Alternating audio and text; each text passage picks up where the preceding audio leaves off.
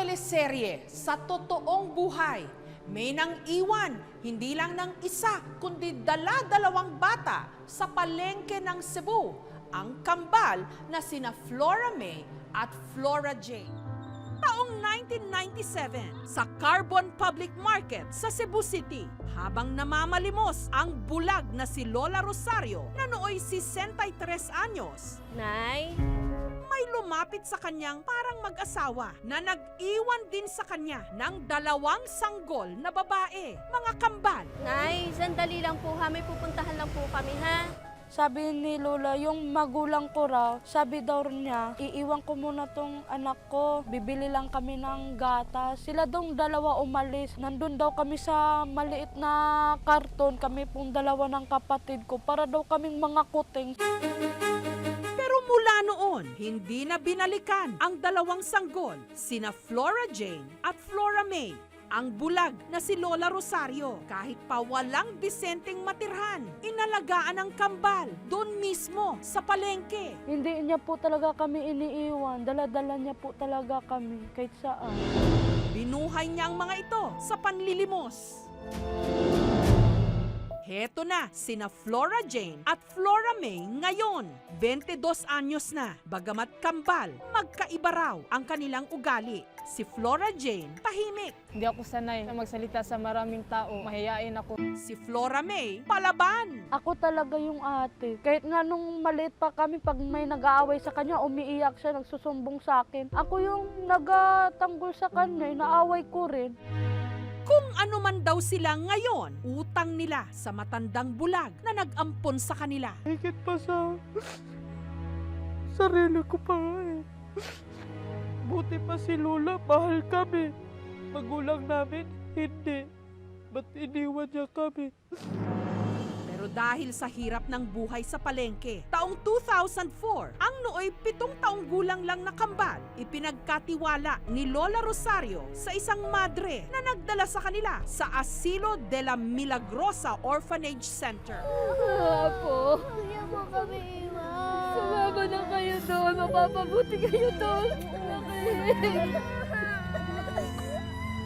Umiyak kami ng umiyak kasi siya kasi yung nagista naming magulang ba. Mahal namin Lola namin. Simula noon, nangako raw sina Flora Jane at Flora May sa isa't isa. Kailanman hindi sila maghihiwalay. They are vulnerable for any other harm. So dinala sila dito sa asilo para mabigyan ng mga activities that would develop them as a person.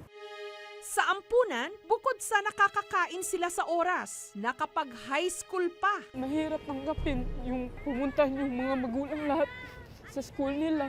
Tapos kami, hanggang tingin lang, bakit nabuhay pa kami sa mundo na iniwan pala kami ng mga magulang.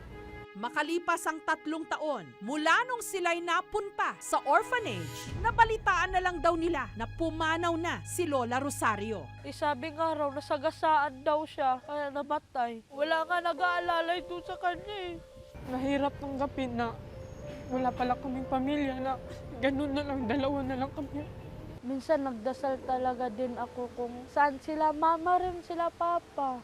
Hanggang dumating ang bagong pagsubok, si Flora May nabuntis. Nakilala ko yung tatay ng anak kong Para masituit ang kanyang safety pa rin and protection at maayos na pagbubuntis, inirefer namin siya sa facility na yun sa hospital.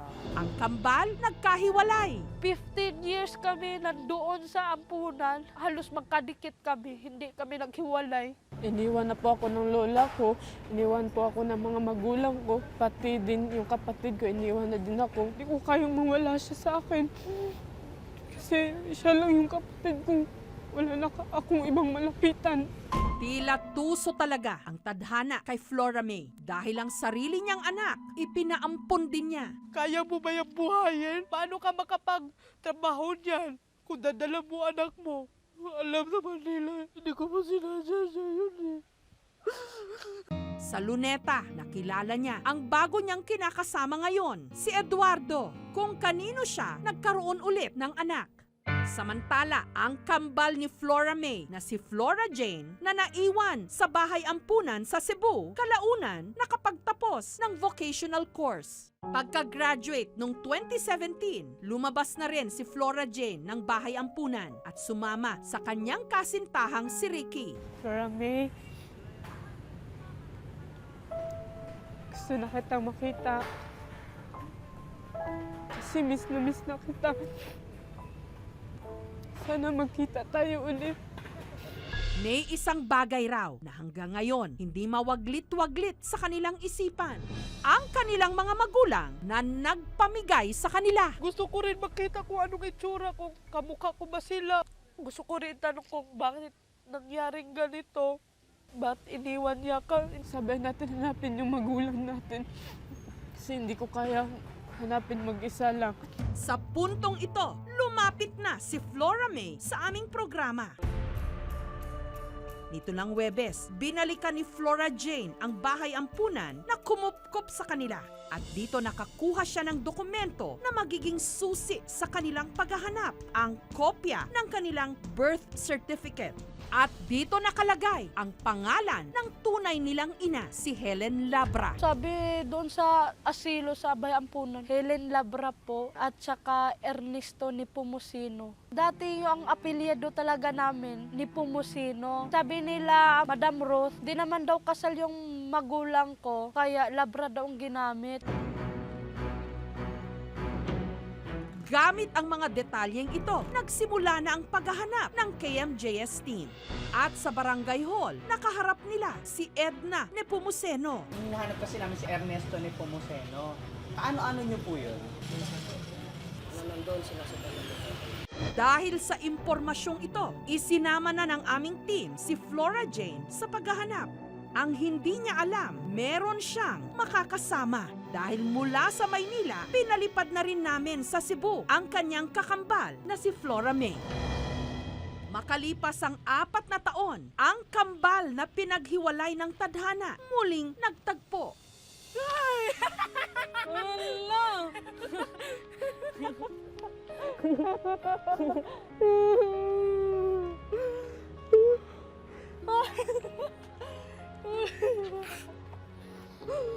Usa ka na! Uy, paano umiyak ka? Ginanaw na kita eh. Ikaw na iyak! Iyakan mo na ako! Buti ka pa gumanda ka! Pre, sobrang happy talaga ako. Miss na miss kong kapatid ko. Hindi ko ina-expect na makita ko siya in person. Sa pagtatanong ng aming team sa Carbon, sa Cebu City, napag-alaman nila na ang ama ng kambal na si Ernesto nagmula sa bayan ng Dalaget. Kaya agad nila itong pinuntahan at nakaharap nila ang lalaking ito.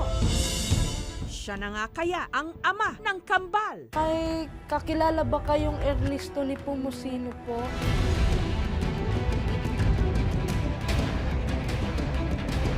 Oo po. Oo, asawa ko ng pinsan ni Ernesto. Ang lalaking kausap nila, mister pala ng pinsan ng kanilang ama na si Juana. Kwento ni Juana, sakit daw ng ulo ng kanilang pamilya, si Ernesto, ang ama ng kambal. Wala siyang trabaho, wala siyang ipakain sa iyang mga anak. Nakita pa siyang ikaduhang asawa niya. Palaboy-laboy lang sila sa karsada. Nakulong.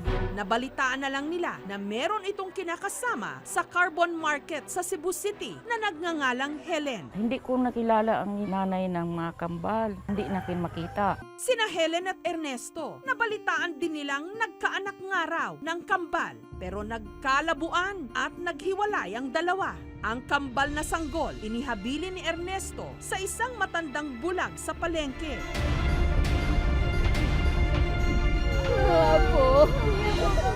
Na siya rin daw pala nitong ina. Ito si Lola Rosario. Nakalaunan siyang kumupkop sa mga sanggol.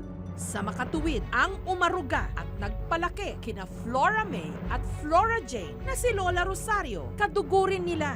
Gusto niya ng Rosario nga ipasagop na lang gid sa mga madre para naik na bukasan ang mga makambal. Hanggang taong 2009, si Ernesto nasangkot sa gulo.